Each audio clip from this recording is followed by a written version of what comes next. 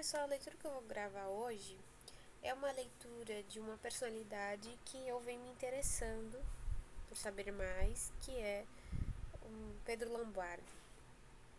E eu achei um escrito de uma audiência aqui de 2009 do Bento XVI sobre o Pedro Lombardo e eu gostaria de ler, tá? É de 30 de dezembro de 2009. Eu acho que é a transcrição de um vídeo. Tava com essa página aberta e eu não reparei até agora que tinha um botãozinho escrito vídeo.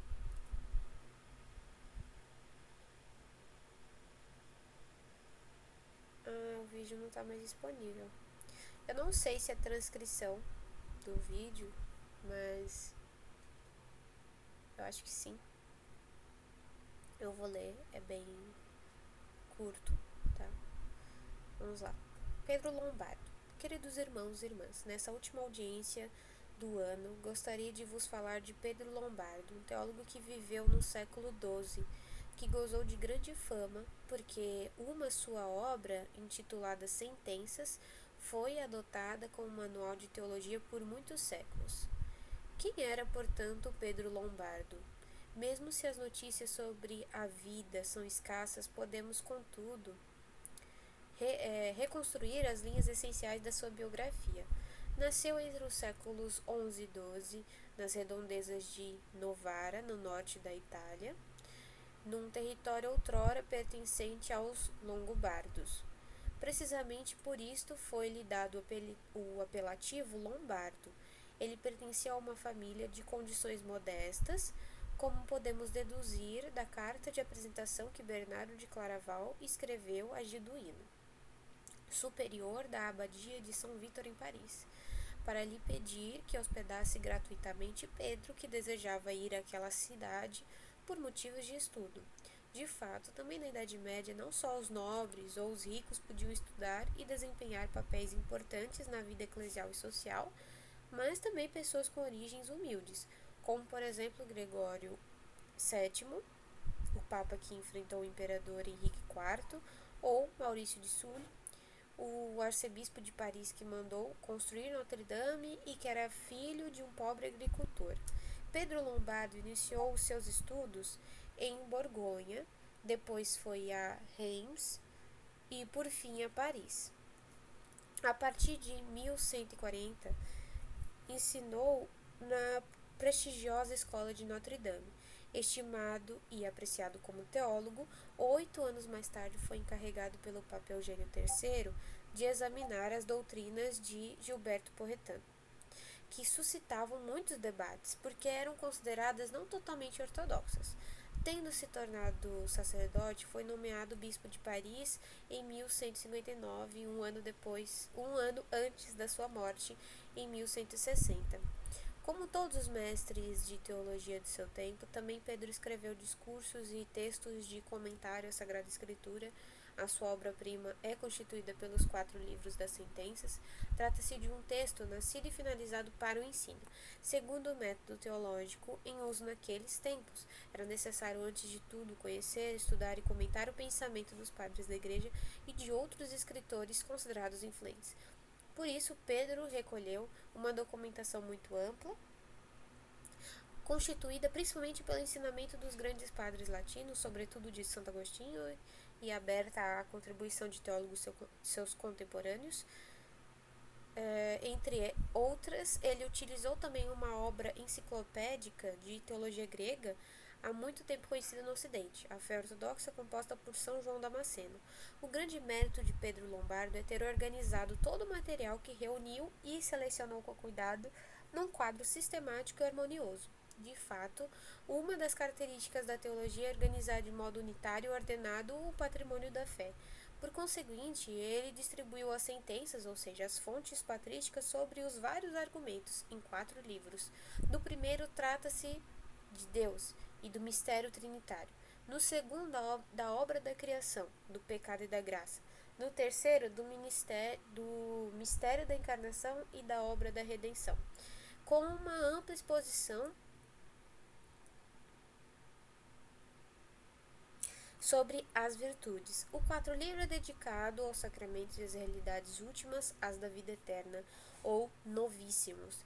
A visão do conjunto que se obtém disto inclui quase todas as verdades da fé católica. Este olhar sintético e a apresentação clara, ordenada, esquemática e sempre coerente explicam o sucesso extraordinário das sentenças de Pedro Lombardo.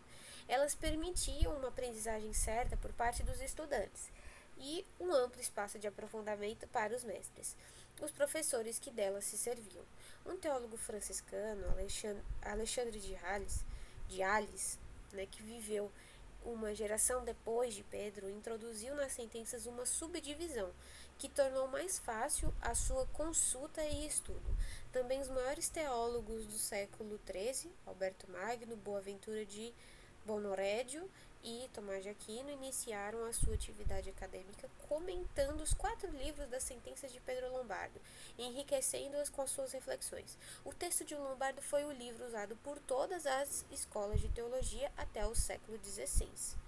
Desejo ressaltar como a apresentação orgânica da fé é uma exigência irrenunciável. De fato, cada uma das verdades da fé se iluminam reciprocamente e numa sua visão total e unitária, sobressai a harmonia do plano de salvação de Deus e a centralidade do mistério de Cristo. A exemplo de Pedro Lombardo, convido todos os teólogos e os sacerdotes a ter sempre presente a visão total da doutrina cristã contra os riscos atuais de fragmentação e da desvalorização de cada uma das verdades. O Catecismo da Igreja Católica, assim como o compêndio do mesmo catecismo, oferecem-nos precisamente este quadro completo da revelação cristã, que se deve acolher com fé e gratidão. Gostaria de encorajar, portanto, também cada um dos fiéis e comunidades cristãs a aproveitar estes instrumentos para conhecer e aprofundar os conteúdos da nossa fé. Assim, ela há de parecer-nos uma maravilhosa sinfonia que nos fala de Deus e do seu amor e que solicita a nossa adesão firme e resposta laboriosa. Para ter uma ideia do interesse que ainda hoje a leitura das sentenças de Pedro Lombardo pode suscitar, proponho 2 exemplos. Inspirando-se no comentário de Santo Agostinho ao livro do Gênesis, Pedro interroga-se acerca do motivo pelo qual a criação da mulher foi realizada a partir da costela de Adão e não da sua cabeça ou dos seus pés. E explica, abre aspas, era formada não uma dominadora nem sequer uma escrava do homem, mas uma sua companheira. Fecha aspas. Depois, sempre com base no ensinamento patrístico, acrescenta, abre aspas, nessa ação está representado o mistério de Cristo da Igreja. De fato, assim como a mulher foi formada da costela de Adão enquanto ele dormia, assim a Igreja nasceu nos sacramentos que iniciaram a brotar ao lado de Cristo que dormia na cruz. Ou seja, do sangue e da água, com que somos remidos da pena e purificados da culpa. Fecha aspas. São reflexões profundas e válidas ainda hoje, quando a teologia e a espiritualidade do matrimônio cristão aprofundaram muito a analogia com a relação esponsal entre Cristo e a sua igreja. Noutra passagem da sua obra principal, Pedro Lombardo, falando sobre os merecimentos de Cristo, interroga-se, abre aspas, por que razão então Cristo quis padecer e morrer se as suas virtudes já eram suficientes para lhe obter todos os méritos? Fecha aspas. A sua resposta é incisiva e eficaz, abre aspas, para ti, não para si mesmo, fecha aspas. Depois prossegue com outra pergunta e outra resposta, que parecem reproduzir os debates que eram feitos durante as lições dos mestres de teologia da Idade Média. Abre aspas. E em que sentido ele sofreu e morreu por mim? Para que a paixão e a sua morte fossem para ti exemplo e causa, exemplo de virtude e de humildade, causa de glória e de liberdade, exemplo dado por Deus obediente até a morte, causa da tua libertação e da tua bem-aventurança. Fecha aspas. Entre os contributos mais importantes oferecidos por Pedro Lombardo para a história da teologia, gostaria de recordar a sua análise sobre os sacramentos, dos quais deu uma descrição, diria, definitiva. Abre aspas, é chamado sacramento em sentido próprio aquilo que é sinal da graça de Deus e forma visível da graça invisível, de tal modo que traz a sua imagem e é a sua causa, fecha aspas, Com esta definição, Pedro Lombardo colhe a essência dos sacramentos. Eles são causa da graça, têm a capacidade de continuar realmente a vida divina. Os teólogos sucessivos não abandonarão esta visão e utilizarão também a distinção entre o elemento material e o elemento formal, introduzida pelo mestre das sentenças, como foi chamado Pedro Lombardo. O elemento material é a realidade sensível e visível. O formal são as palavras pronunciadas pelo ministro. Ambos são essenciais para uma celebração completa e válida dos sacramentos.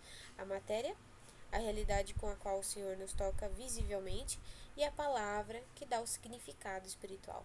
No batismo, por exemplo, o elemento material é a água que se derrama sobre a cabeça da criança e o elemento formal são as palavras.